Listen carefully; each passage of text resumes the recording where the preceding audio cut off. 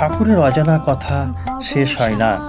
তখন অনেক রাত ঠাকুরের ভাগ্নে হৃদয় ঠাকুরের কাছে কিছু আধ্যাত্মিক শক্তি অর্জন করেছিলেন।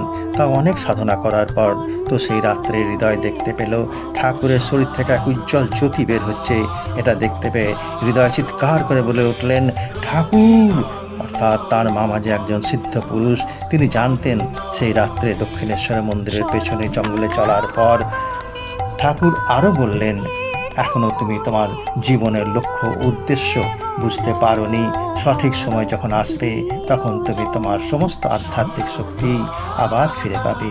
জয় মা বলতে বলতে ঠাকুর সেই জঙ্গলে মিলিয়ে গেলেন। তাই তো তিনি সবসময় বলতেন, ধৈর্য হারিও না, সঠিক সময়ে তোমার সমস্ত ইচ্ছা লক্ষ্য জীবনের উদ্দেশ্য পূর্ণ হবেই। জয় ঠাকুর শ্রী রামকৃষ্ণ, জয় ঠাকুর শ্রী রামকৃষ্ণ।